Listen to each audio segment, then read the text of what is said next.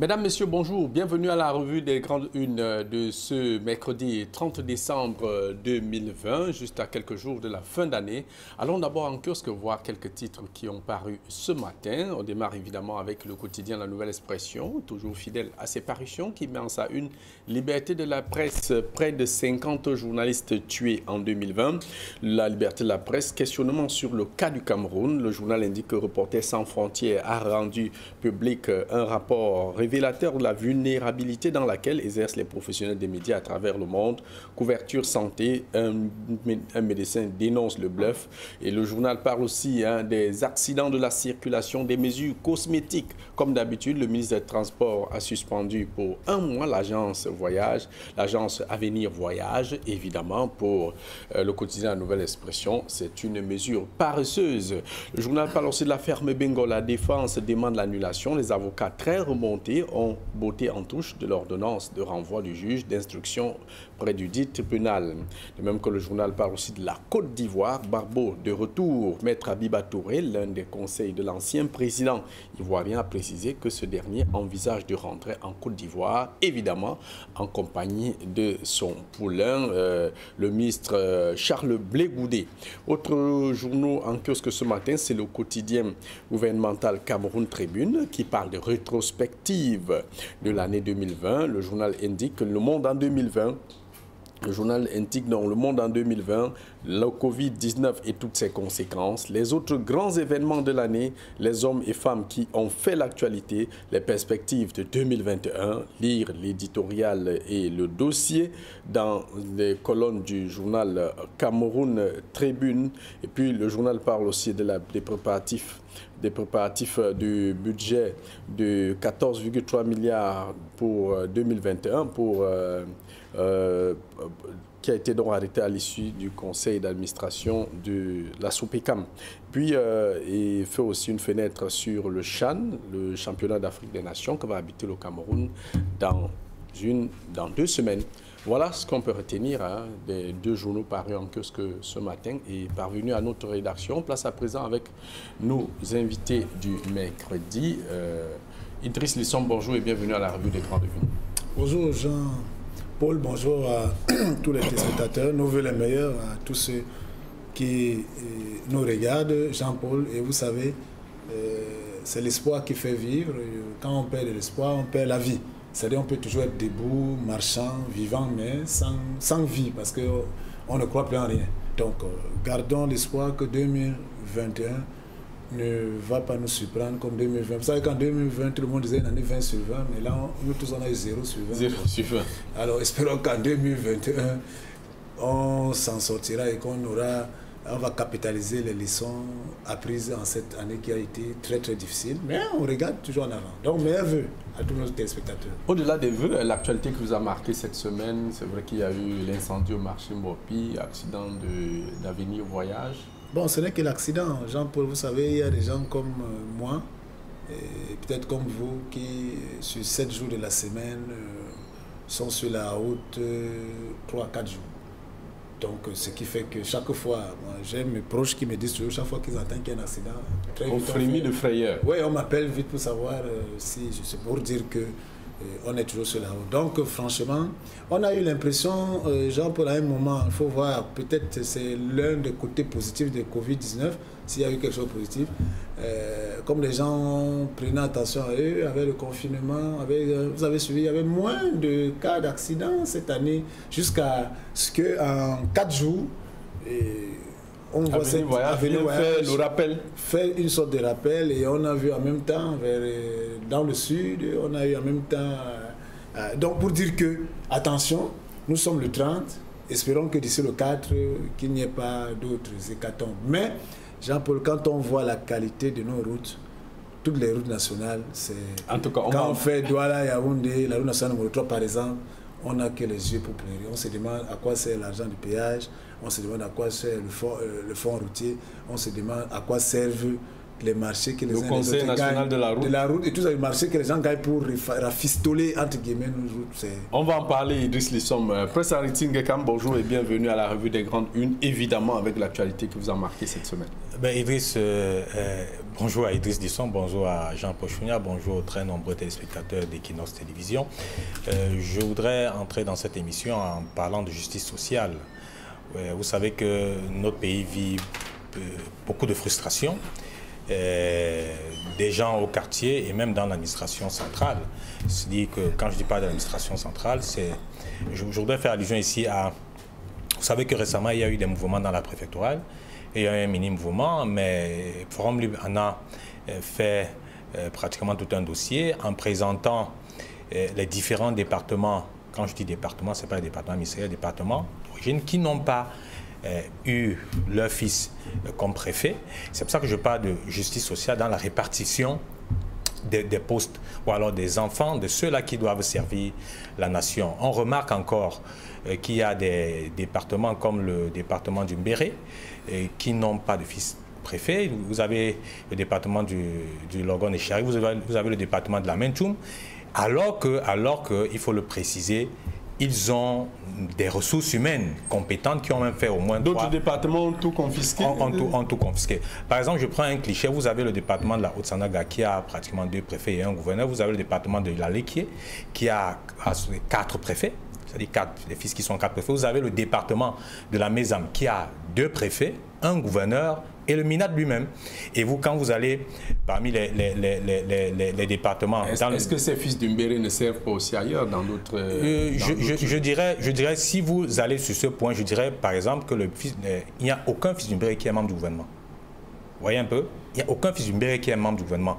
Vous avez là, je parlais du Logone et Chari, le département de Logone et Chari a 10 arrondissements. Je dis bien 10 arrondissements. Mais on est surpris que parmi les administrateurs civils qui ont même des fonctions, c'est-à-dire que qui ont des... Ils n'ont pas été promus. Ils n'ont pas été promus. Donc, bon, il faut aussi voir pourquoi ils n'ont pas été promus. Est-ce qu'il n'y a pas d'autres paramètres qui font... Les paramètres, par exemple, dans l'administration, lorsque vous n'êtes pas promu, on peut parler souvent des dossiers disciplinaires. Mais après notre enquête, on n'en voit rien. Il n'y a pas de dossier disciplinaire, il n'y a rien du tout. Il n'y a rien du tout. Donc, je pense que pour des questions de justice sociale, c'est des choses qu'il faut corriger pour mettre tout le monde d'accord.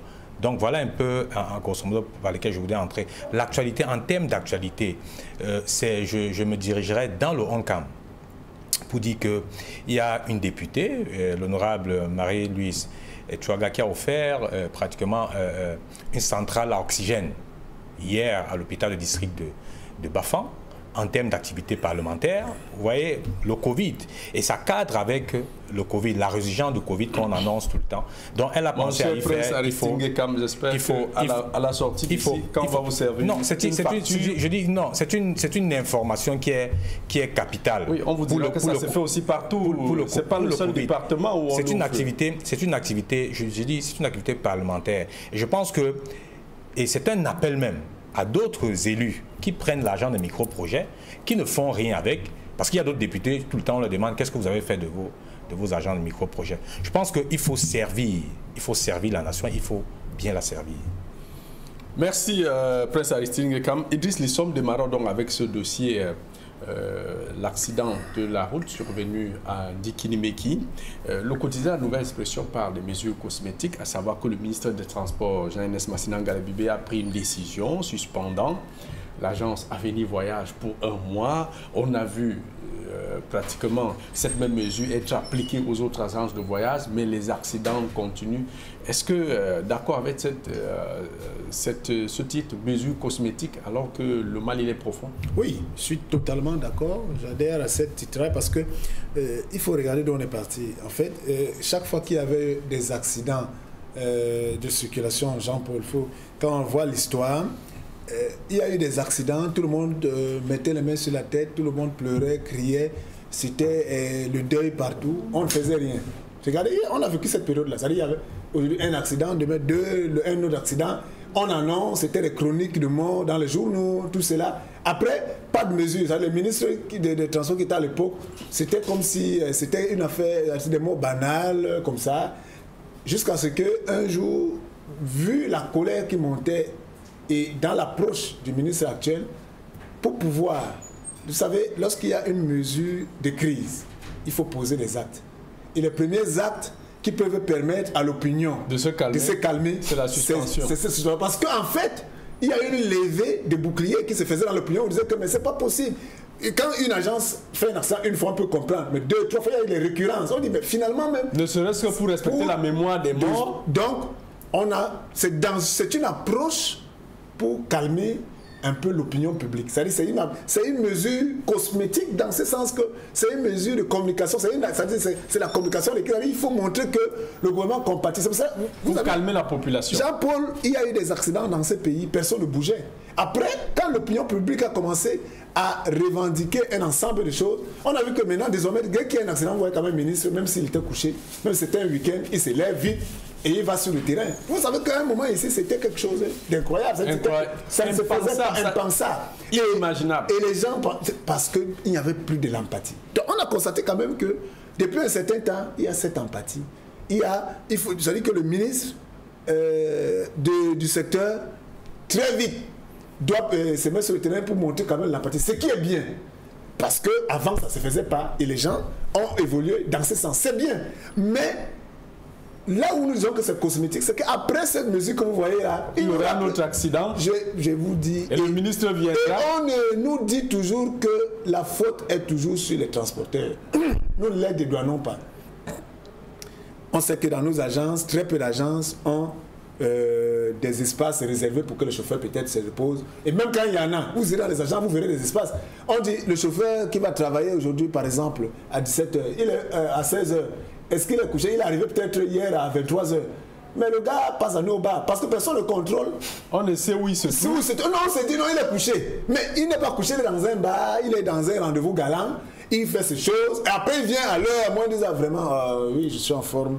Et vous savez, les chauffeurs n'ont jamais voulu que vous les teniez comme s'ils étaient... Ils n'aiment pas cela. Ils n'aiment pas qu'on leur dise qu'ils sont fatigués, qu'ils ont des signes de fatigue. Non, vous dites que non, donnez-moi un Guinness, là, vraiment, ça va me réveiller. Non, donnez-moi ceci, donnez-moi une tasse de café. C'est ce qu'ils vous disent. Vous savez, on connaît, on les rencontre, nous avons des frères, nous avons des amis qui sont chauffeurs. Donc, c'est un combat. Pourtant, quand le sommeil arrive, c'est moins de 30 secondes et le pire. Il faut du sérieux. Maintenant, on connaît toutes ces faiblesses de nos chauffeurs. OK, on connaît les faiblesses de nos agences de voyage. OK.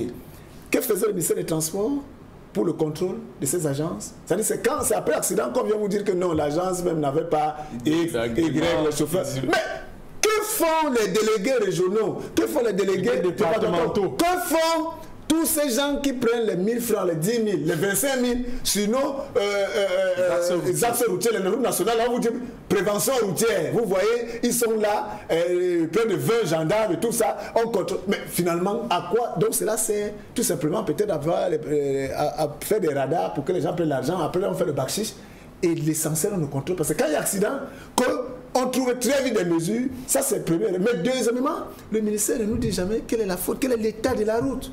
Quel est l'état de la route? Regardez les routes nationales, regardez la chaussée décapée avec tout ce que cela comporte. Regardez la visibilité et même faire le cantonnage. Au bord, pas de temps à que les gens viennent le marché. Parfois la broussaille est presque sur la chaussée. Il y a la faute des agences, parce que nous sommes dans une société de permissivité et de tolérance administrative généralisée.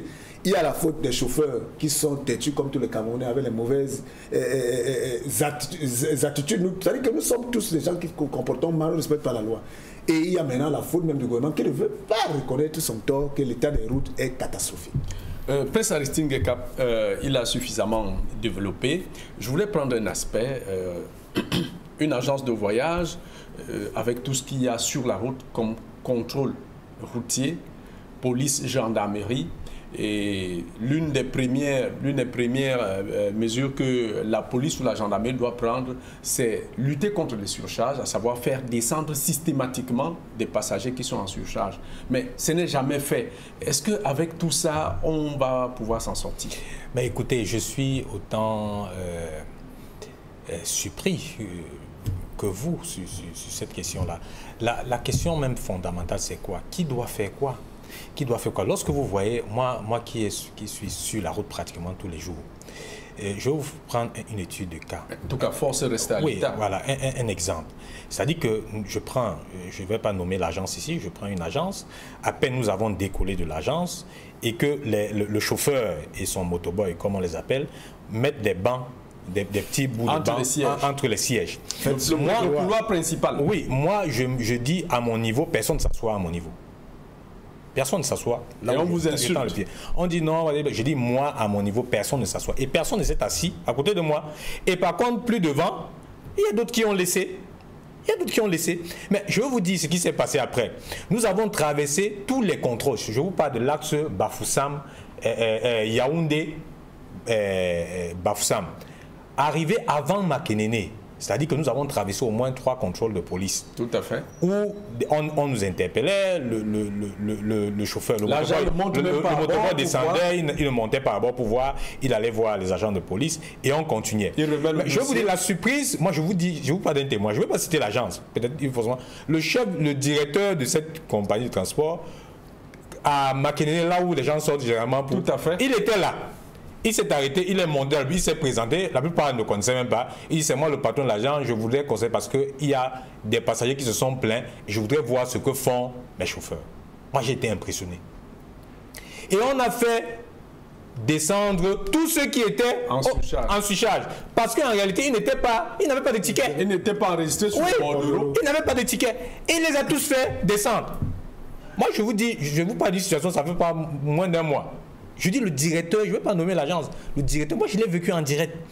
Et nous avons continué le voyage. Mais sur d'autres cas, on vit ça tous les jours. Les forces de maintien de l'ordre qui sont affectées pour ce travail ne le font pas. Il y a d'autres qui se concentrent uniquement sur l'aspect identité. Ça, il faut le féliciter. Il faut le féliciter. Je l'ai vécu encore le week-end. Je partais pour Bafoussam pour ici. On nous a interpellés à la sortie de Tchang. On identifiait tout le monde. C'est-à-dire que si vous n'avez pas de carte, vous descendez. On vous entend sur procès verbal. C'est-à-dire que ça, ce sont les forces de maintien de l'ordre à la sortie de Tchang. Ouais, sauf qu'il y a aussi des cas où on négocie. Hein, oui, je dis déjà, c'est même dissuasif. C'est-à-dire le fait déjà de faire descendre les gens, ça permet à ceux-là de penser à aller s'identifier le lendemain. Vous voyez un peu, ça permet à ceux-là d'aller se faire identifier le lendemain. Ça, c'est un cas qui est important. Le deuxième cas qu'il faut noter. Moi, j'ai vu, et peut-être le ministre, je ne sais pas, et le ministre de Transport actuel n'a pas fait, j'ai pas vu, peut-être je l'ai manqué, mais je n'ai pas vu de reportage là-dessus. Moi, j'ai personnellement vu le ministre des Transports actuel. C'était jeudi dernier, à la sortie de Yaoundé. Lui-même, il était au volant de sa voiture, de la VX. Ses collaborateurs étaient dans leur voiture. Son aide de camp, ce que je dis, le ministre peut-être ne sait pas, son aide de camp était dans une autre petite voiture. Et il est allé pour sillonner les agents, c'est-à-dire que des visites inopinées. Vous savez, nous sommes en période de fête et il y a un flux de passagers. Et donc, ça pousse les opérateurs-là à faire n'importe quoi. Ils vous diront que non, nous avons beaucoup de passagers, nous allons faire comment des gens. Non, il faut être sérieux. Il faut être sérieux. On ne joue pas avec la vie humaine. Idriss a parlé de la spontanéité sur la descente de ces membres du gouvernement. Oui, je dis, on n'apprécie pas. J'ai l'habitude de dire, on n'apprécie pas quelqu'un qui fait son travail. Moi, j'ai vu le ministre des Transports et le ministre délégué. C'est-à-dire que vous voyez dans le ministre des Transports et le ministre délégué. Le transport et le MINAT descendre spontanément, coordonner l'évacuation avec les sapeurs-pompiers pour les hôpitaux de Yaoundé. Et la mesure, et quand vous lisez le communiqué du ministre des Transports, il dit bien, au vu des premières informations qui leur sont parvenues, il faut d'abord suspendre avant la fin de l'enquête administrative pour déterminer la sanction finale de cette agence, de cette compagnie de voyage. Il faut le déplorer. Je pense que le problème est fondamental. Le problème même, il faut en partie et même à 80% interpeller nos chauffeurs, nos conducteurs. Parce que pour ceux qui ont l'habitude de conduire, vous avez des fautes. Vous avez des impairs que les chauffeurs commettent. C'est-à-dire quand vous êtes passager, vous le voyez, vous voyez l'accident venir. Il faudrait que nos chauffeurs aient la décence de faire attention, d'écouter, pour ne pas sacrifier des vies humaines. Nous avons un problème qui est là, qui est fondamental, ce sont des routes. L'État, c'est de la responsabilité du gouvernement, du ministère des Travaux publics, de nous faire des bonnes routes. Nous vivons un calvaire lorsque vous partez de Douala, par exemple pour Bafoussam ou alors pour Konsamba, pratiquement dans le Mungo. Vous ne pouvez pas rouler, c'est catastrophique. Vous avez des nids de poules, pour ne pas dire des cratères totalement sur la route. Vous avez, la plupart des chauffeurs hésitent sur ce tronçon-là à rouler dans la nuit. Parce que, en tout cas, il faut bien connaître la route. Il faut bien connaître la route, sinon on n'est pas sorti de l'auberge. Donc je dis ici, la décision de suspendre temporairement cette agence, c'est une bonne décision, même pour... Elle n'est pas suffisante. Elle n'est pas suffisante, mais déjà c'est une bonne décision. En attendant la fin de l'enquête, je pense qu'il faut continuer à sanctionner, même s'il faille sanctionner toutes les agences, et qu'on ait 2 ou 3 agences pour circuler. Vraiment, il ne faut pas hésiter à le faire. Il y a des agences qui se comportent bien, donc vous n'attendiez pas souvent des noms. On dira que ce sont des agents d'élite, mais ce sont des agents qui se comportent, même en termes d'horaire et tout ça. Je pense qu'il faut suspendre ou alors interdire totalement les brebis galeuses dans ce secteur. Idriss, pour rester sur la question des sanctions, est-ce que finalement, on a quand même, on va le dire ainsi, à une certaine époque, le Cameroun n'avait pas de bonne route, on avait moins d'accidents. Est-ce que s'il faille toujours mettre tout sur, désigner comme principale cause l'état de la route, est-ce que si les chauffeurs, les conducteurs se comportaient de plus en plus de manière responsable, cela ne réduirait pas de façon significative ces accidents et que les agents de police, gendarmerie frappaient véritablement du poing sur la table et qu'une agence qui se retrouve impliquée dans un accident, comme c'est le cas, et qui soit sanctionnée par exemple d'une suspension, on va dire que bon, il y a des emplois, qui soit sanctionnée par exemple d'une suspension de 3 à 6 mois, est-ce que ça ne ferait pas prendre véritablement conscience aux agences de voyage? C'est une option, mais moi je dis c'est facile. Jean-Paul Chouniat, la chose la plus facile c'est de sanctionner. Pour préserver au moins les vies humaines. On est d'accord, mais quelle est cette préservation sans prévention? C'est-à-dire quoi? C'est-à-dire que lorsqu'on est un État et qu'on fait un diagnostic, on constate que nous avons une faiblesse de nos routes. Notre état, l'état de nos routes n'est pas bon. Comme vous l'avez dit, ça c'est clair, c'est un fait. Ça veut dire que moi, le chauffeur... Avec une panoplie d'organes chargés de superviser tout ça... Moi, le chauffeur, sur la route, je dois faire très attention. Parce que si la route est mauvaise, je ne vais pas vous sacrifier vous-même. Non seulement l'état de la voiture. Moi, j'ai une anecdote. Et vous-même, vous pouvez mourir. Il y a une petite agence qui fait Ezeka Yaoundé, et Yaoundé-Rodolphe, Ezeka Douala, qui a acheté une vingtaine de petites voitures toutes neuves là. Je vous dis pas, 4 mois après, les chauffeurs ont foutu le bordel. Parce qu'entre Ezeka et Boumibé, comme la route est catastrophique, ces gars roulent comme si c'était... Non, mais ça dit qu'ils mettent le matériel. Ça dit, vous voyez, ça pour dire qu'ils n'ont pas de souci même du matériel qui leur donne même le plan quotidien. Ça dit que vous voyez l'esprit, la mentalité que nous avons. Parce qu'en fait, c'est là où je voulais arriver, que nous avons un problème de mentalité, Jean-Paul Chouniat. Que ce soit ceux qui sont le fonctionnaire au Cameroun, qui est là, veut sanctionner parce que derrière la sanction, il voit la corruption. Parce qu'il voit que dans la sanction, là, tu vas venir négocier. Et quand tu vas venir négocier, je veux dire, il ne fait pas la sanction pour que demain, ça change en bien et qu'on sorte de ça et qu'on n'en reparle plus. Non, il sanctionne parce que tu as commis une faute et il faut que... Je ne peux pas vous interrompre. On a souvent vu, même dans la circulation, certains agents de police se cacher dans l'affluence aux heures d'embouteillage. Et lorsque un conducteur est en erreur, ils bondissent, ils surgissent devant le véhicule. Donc, on te piège pour que tu fasses la faute. Et comme ils savent que nous avons une mentalité de raccourci, de tricherie, ils le savent. Et eux, il faut que ça perdure parce qu'ils ont ces prébans et ces retombées. Donc, vous voyez que c'est pour cela que moi j'ai pris avec la sanction. Je ne dis pas que sanctionner est mauvais, mais je dis il faut aussi aider. Lorsqu'on fait un état de lieu, on constate que nous avons manque d'éducation. Des agences qui ne sont pas à jour. Jean-Paul Chouniat, citez-moi un exemple. où vous trouvez, vous allez voir les taxis brousse qui sont dans les zones qui vont dans les zones rurales. Personne n'a l'assurance, personne n'a aucun papier pour faire le transport commun. Mais les policiers sont dans tous les entrées des villes au Cameroun, il y a les barrières de police. Les policiers prennent une cotisation. C'est-à-dire qu'une cotisation, les chauffeurs, les clients se moquent souvent de ça, que vous cotisez, vous ne gagnerez jamais, vous donnez pour les autres. Et lorsque un chauffeur qui a une voiture dans ces routes-là a tous les papiers, il est le plus détesté par les policiers, les hommes en tenue et les gendarmes parce qu'il ne va pas passer à la caisse. Donc ils encouragent les gens à ne pas être en règle. Pourtant, un gouvernement sérieux devait réfléchir à mettre les gens en règle. C'est-à-dire qu'on trouve qu'il y a une défaillance dans les agents qui n'ont pas le même niveau. Comment les accompagner à se mettre à jour et pour que ça protège le système. En fait, c'est ça qu'on attend d'un gouvernement, d'assister, d'accompagner ceux-là qui prennent le courage quand même d'investir, de dire on va faire dans le transport, on va faire ceci, mais ils n'ont pas toute peut-être la gouvernance, toute l'ingénierie à pouvoir. Il faut les accompagner pour qu'ils soient à jour. Parce que quand on va sortir de la sanction pour que les gens payent et un argent qui ne revient même pas, qui ne nous est même pas utile, je dis, cette sanction-là, c'est bien, mais ça ne nous aide pas parce que ça ne permet pas de corriger. Ça fait seulement ce qu'on paye la sanction-là et le lendemain, on revient faire la même chose, on paye encore la sanction. L'argent qui est payé est resté dans les poches. Moi, c'est pour ça que je trouve que la sanction, sans prévenir pour que demain ce soit corrigé, elle ne sert à rien.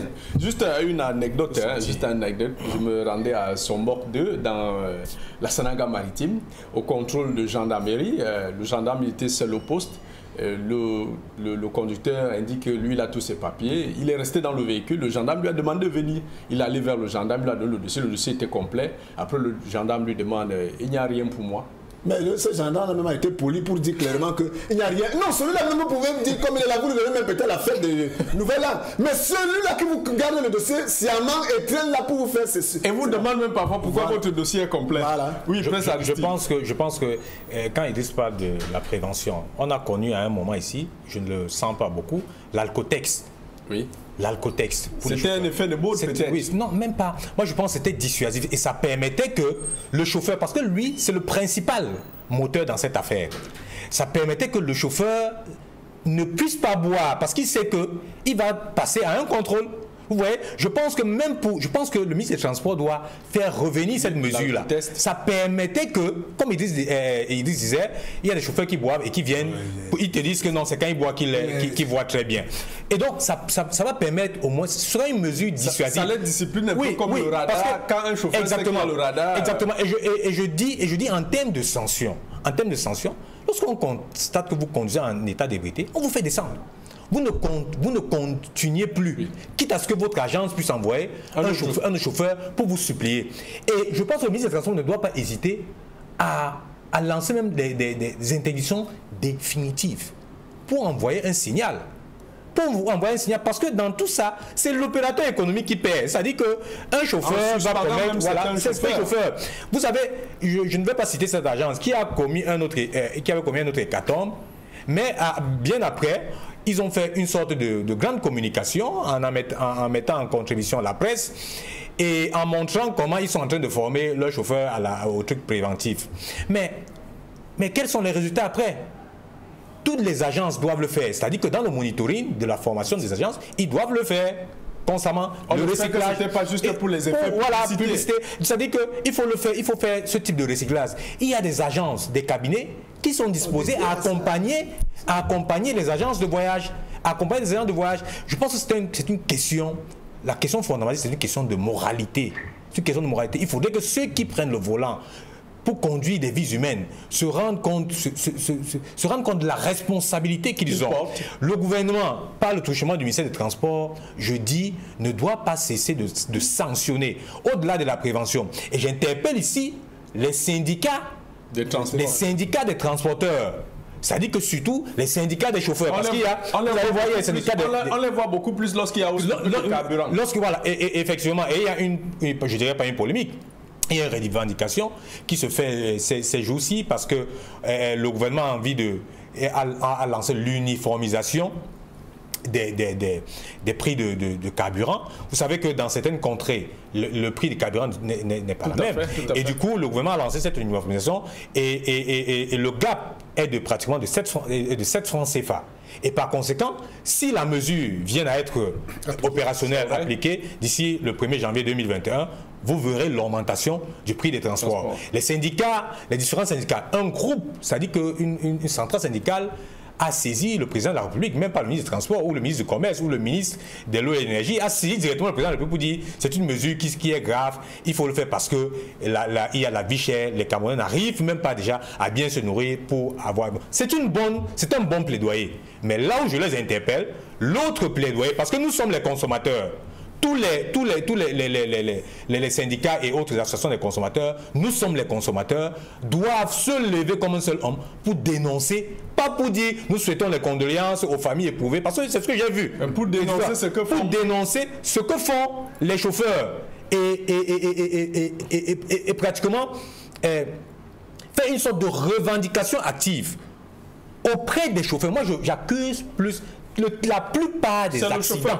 Je vous dis la plupart des accidents. Que ce soit celui qui vient en face ou celui qui vient de l'autre côté, ils sont pour la plupart responsables. Je dis qu'ils sont pour la plupart responsables.